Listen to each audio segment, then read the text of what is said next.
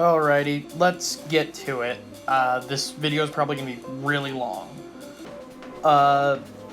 So if you clicked on this video, you likely already know what Super Saiyan is, so I'm not going to bore you with the details of an overview. So I'm going to be covering pretty much every version of Super Saiyan that we see canonically, counting both Super and GT, because I don't have confirmation on which is canon right now. But all that said, let's get started by kicking it off with the granddaddy of all the forms, the one that started it all. You thought I'd be talking about Super Saiyan first. No, we're going to be starting with the Oozaru, or Great Ape. And I know this isn't technically a Super Saiyan form, but it's still a Saiyan transformation, and so I figured I'd put it on here. So, the basics of the Oozaru transformation is that when a Saiyan who has his tail looks at a moon, then it causes them to transform into a giant monkey. Very similar to that of a werewolf transformation. Normally, a Saiyan will lose their mental faculties at this point and just go on a wild rampage. Though there are characters who have been shown to be able to control this form, such as Vegeta, Baby while possessing Vegeta's body, and Bardock's team in the Bardock Father of Goku special. Now, normally this is, for pretty much every other character, a massive hindrance.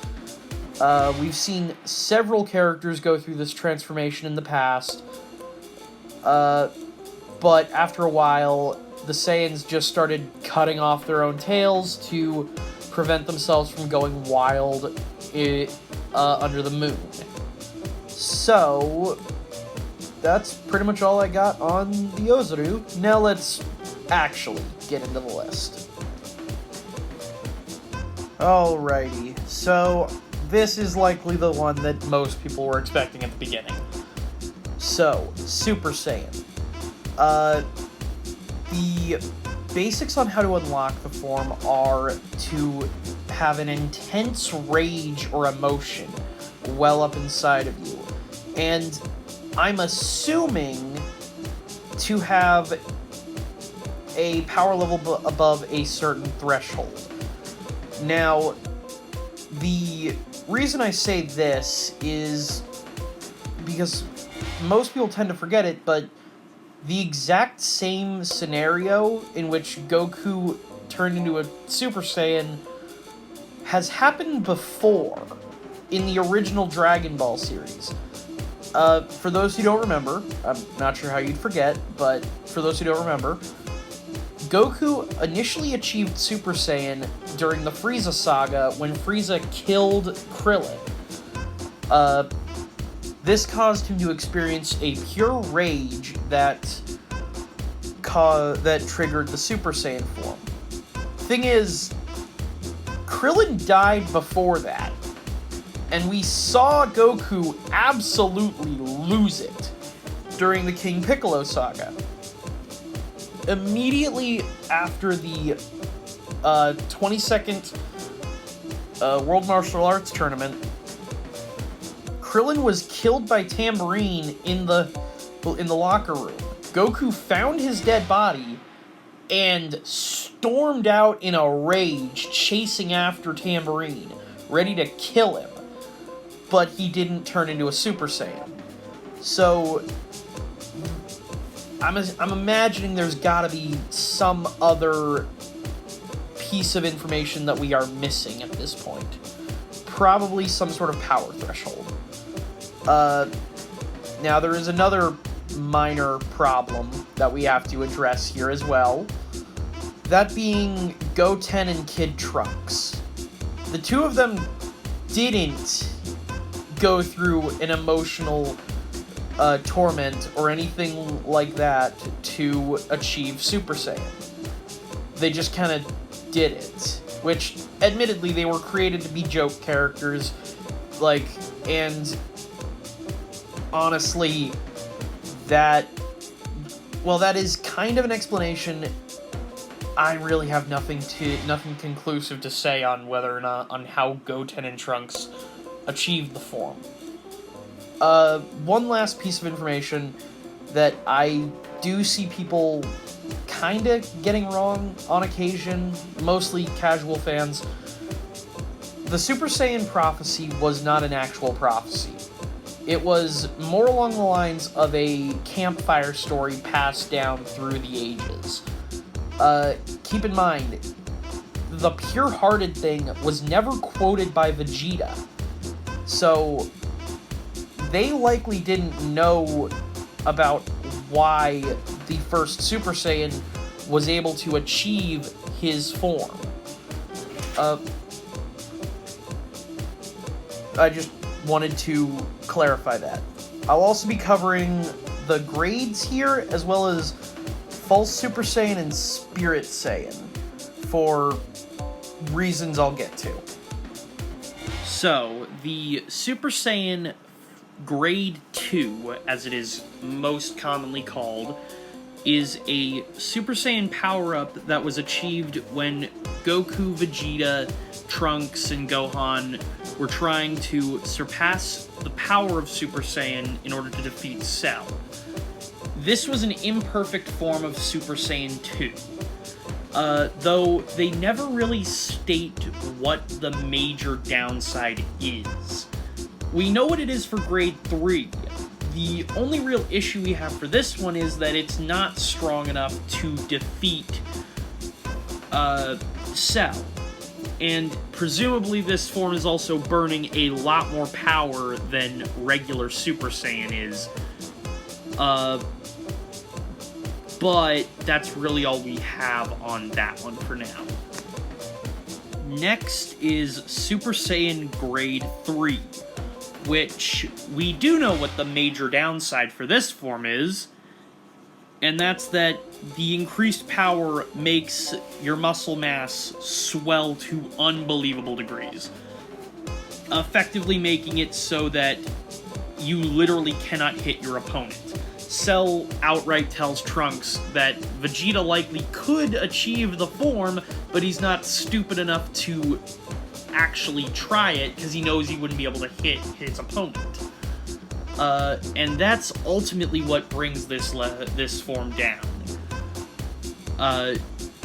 Ironically enough, if Cell was a little bit slower, Trunks may have actually been able to kill him at that point, but he didn't have the speed he needed to beat him. Outside of that, the form just looks kind of ridiculous with the bulging muscles and all of that. Though we will see this kind of muscle mass come into play later, and that reasoning kind of flies out the window. All in all, this form is kind of overshadowed by a form we will see later.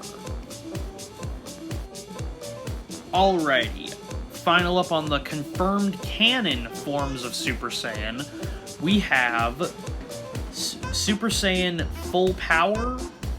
I believe that's what the wiki called it. I don't know why it's called that. It is the form operating at maximum efficiency without reaching Super Saiyan 2 levels. Allowing Goku and Gohan, the only two people I think we've ever seen use this form, to maintain it without the need to focus their energy.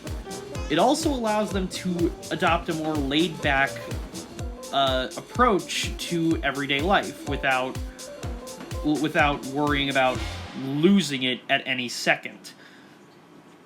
Due to the rage needed to sustain Super Saiyan originally. We even see in the Cell Saga that the two of them straight up live their day-to-day before the battle with Cell in this form, adjusting to it and allowing their bodies to acclimate to the heightened state. In the end, it's not enough to beat Cell, but it is a very interesting form in and of itself. Next up requires a bit of explaining. So, in the movie Dragon Ball Z Super Android 13, Goku attempts to use the Spirit Bomb while in Super Saiyan form, but cannot fire it due to the form being powered by rage. So, he ends up absorbing the Spirit Bomb and using that added power to achieve what I think is called Spirit Saiyan. Or Super Saiyan Spirit Bomb Absorb. I'm not even sure this is technically a separate form, but I'm just covering my ass.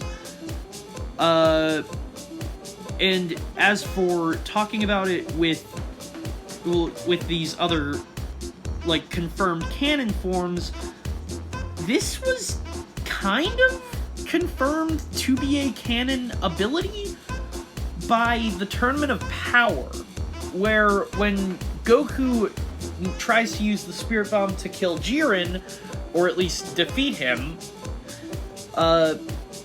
he pretty much Krillin explains that he had to go out of his Super Saiyan form because the form is powered by rage, and thus he cannot use the Spirit Bomb while using it. So, make of that what you will. It's just an interesting thing I thought about when I was preparing the information for this video. Continuing on with our potentially non-canon forms, we've got the final one that I'm lumping in with Super Saiyan, the false Super Saiyan. So behind the scenes, this form was created because the staff of the movies wanted to show off the Super Saiyan form, but because they hadn't been able to see it prior to the making of the movie, they didn't know what it looked like. They only had a description of it, and this is what they came up with. Not a bad job, if I don't say so myself. Because of the fact that we only really see it fully used in a movie, and one time maybe in the manga, I've heard that Bardock in the Super manga, achieves a form very similar to this, if not the exact same. I have not read the Super manga, but this is all I've gotten from word of mouth. Now, because of all that, we don't actually have a lot of information on this form, just like the Spirit Bomb Saiyan. Once again, just covering my ass.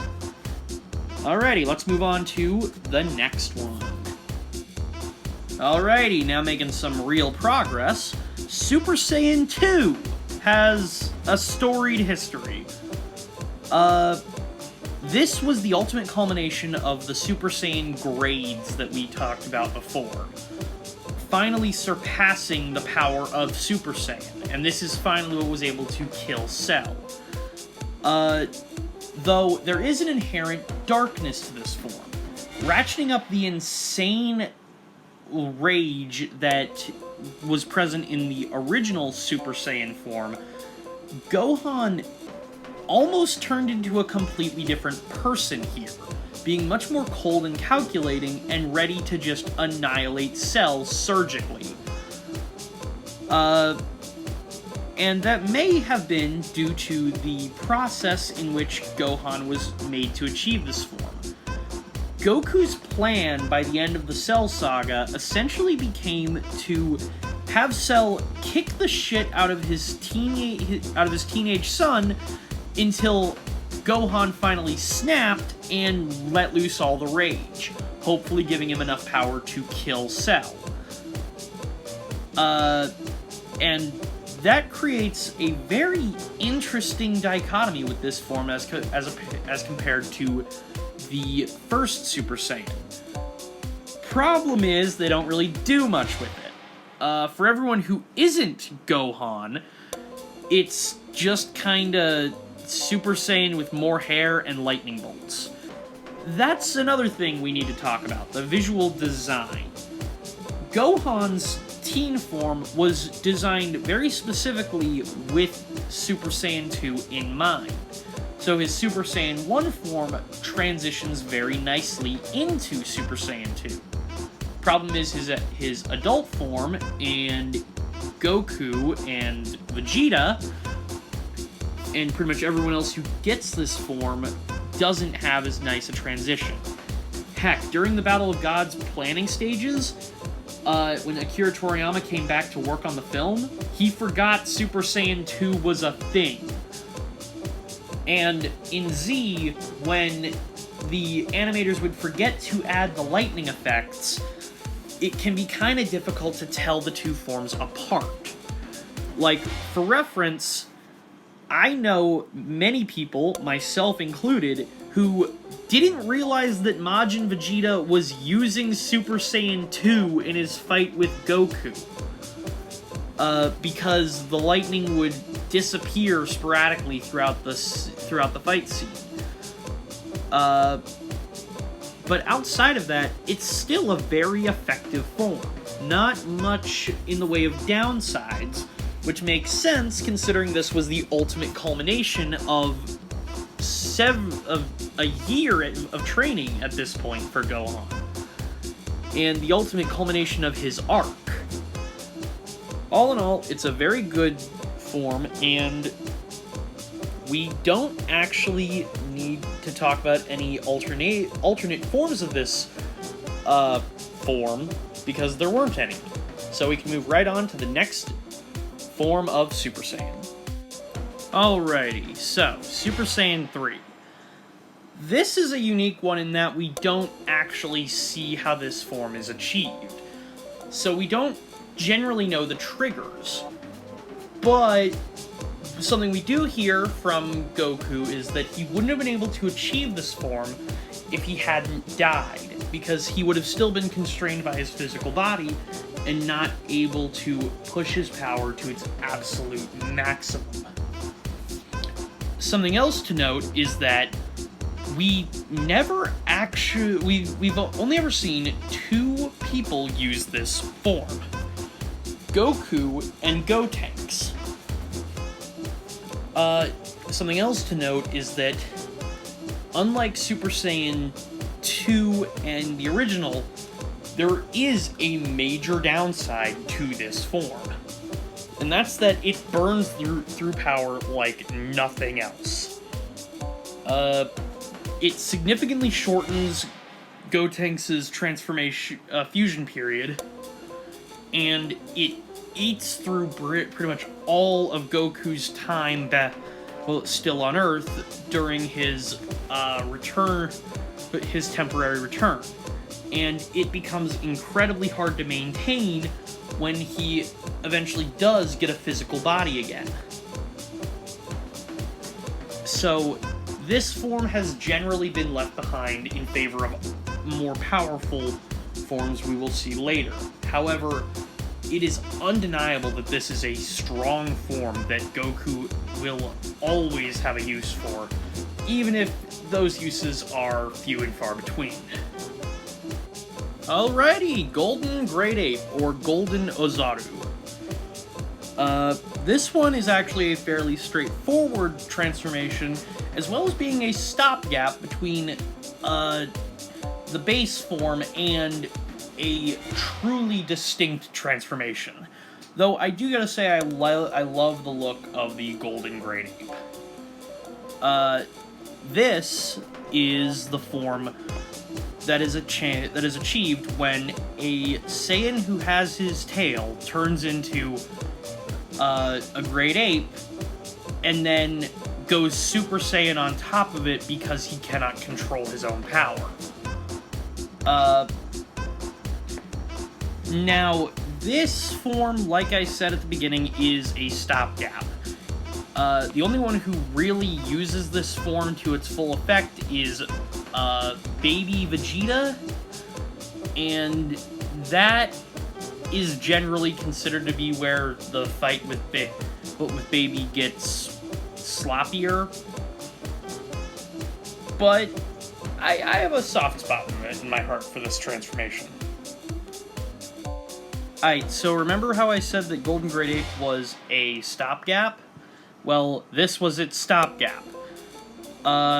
Super Saiyan 4 is attained by going into Golden Great Ape and retaining your mental faculties.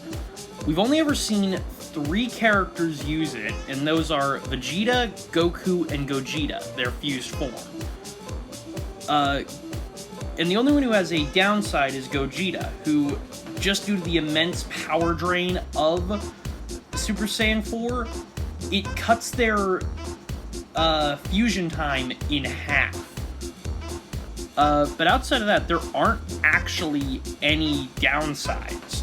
This form has also been shown to be able to temporarily reverse the wish of a Shenron, as seen when Goku, who was turned into a child by Shenron at this point, was able to become an adult again through using this form.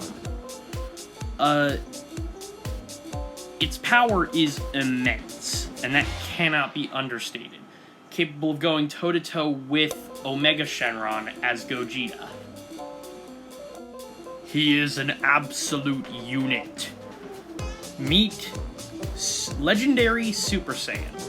Originally a non-canon form only seen in the Broly movies, it would later be inherited by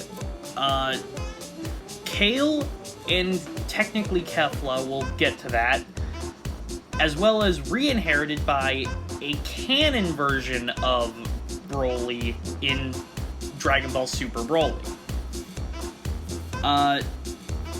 So, something that has to be said is what I was talking about with the grade system, how Super Saiyan Grade 3 buffs out the user so much that their speed drops, doesn't apply to these guys for some reason.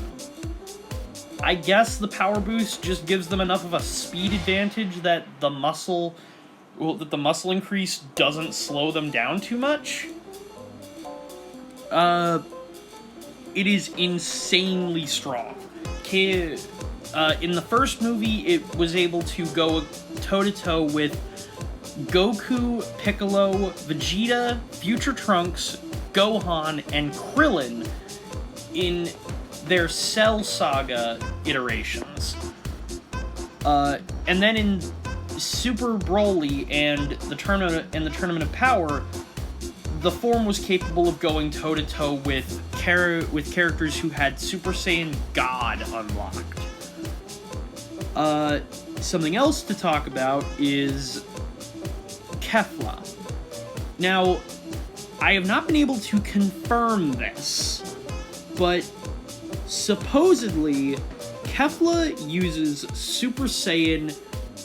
Legendary Super Saiyan 2, allowing her to go full on as powerful as Super Saiyan God Super Saiyan or Super Saiyan Blue, and nearly managing to beat Ultra Instinct.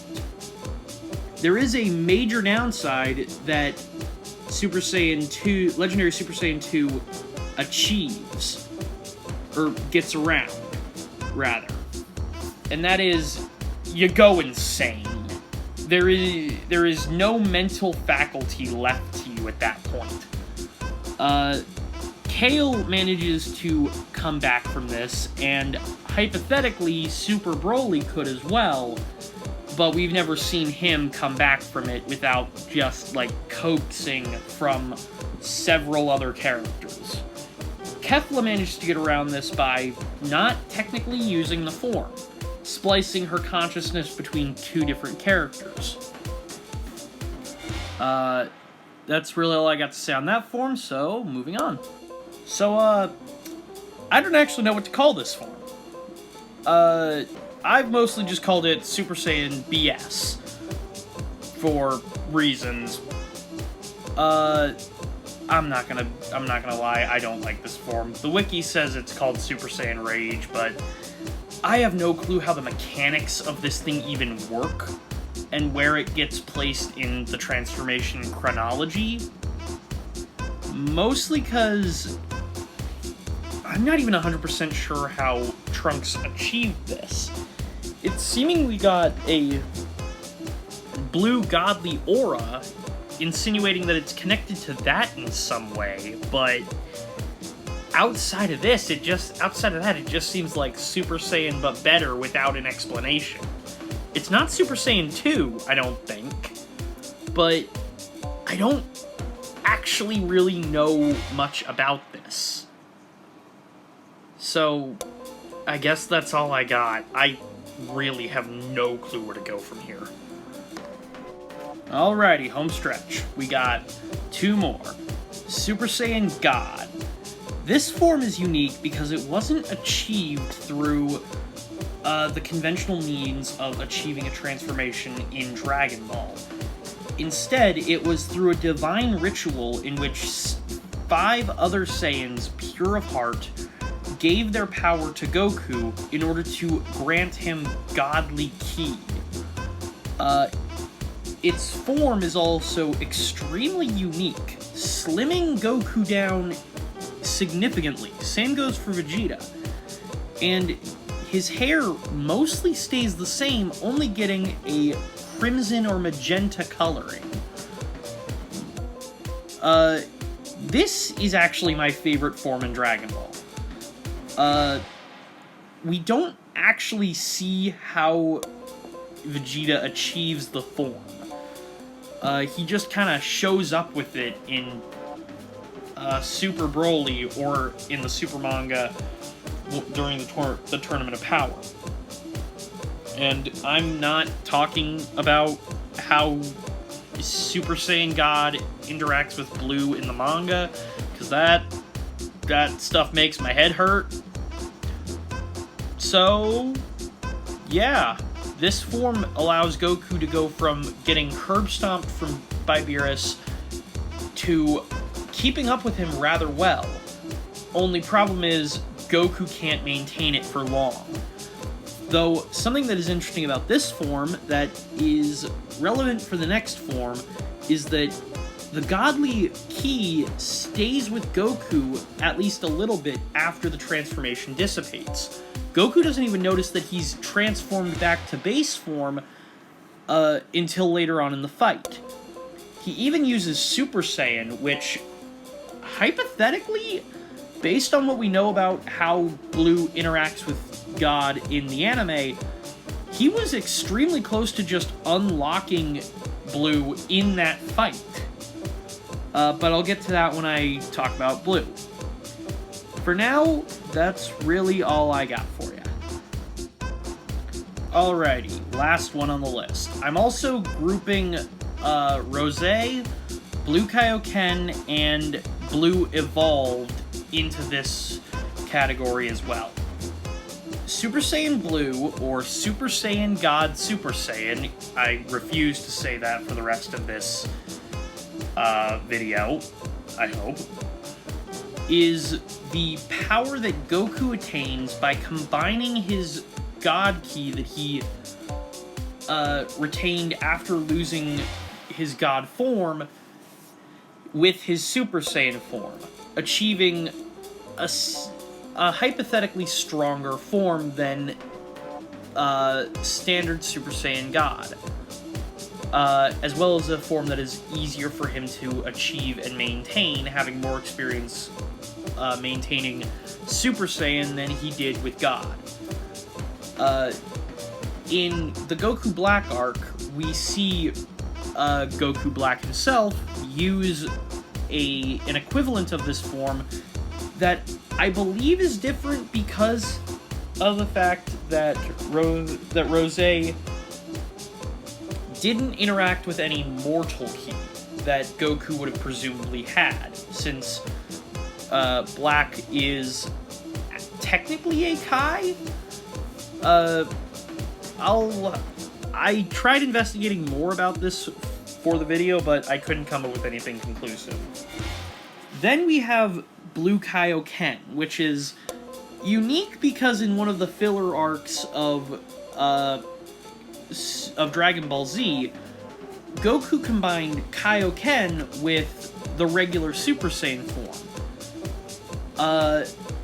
Another interesting thing about it is that it is a form with a genuine downside. Specifically, after he gets done using it, for a full 24 hours, he cannot control his energy. Even his body itself becomes a bit harder for him to control. Because of the fact that he's pushed his power way beyond its limit, hypothetically anyway. In reality, this only happens once. Though, I imagine that it would still happen if he didn't use the form for a decent amount of time. Last up we have Super Saiyan Blue Evolved, which I don't have conclusive evidence for. It's given its own form in the data books, but it's essentially just Vegeta's version of Blue Kaioken 3 episodes before both forms would become irrelevant. Though it does start Vegeta down his own path to power. I've also heard this form referred to as Regal Blue, obviously in reference to how Vegeta is the Prince of all Saiyans. Super Saiyan Blue is contentious amongst the fans, but I think it's inoffensive. Well, that's all the forms. Alrighty, that seals it. That is all of the canonical, or at least semi-canonical, transformations of Super Saiyan, plus the 2 Oozarus. Thank you for watching, and I will see you all at a later date.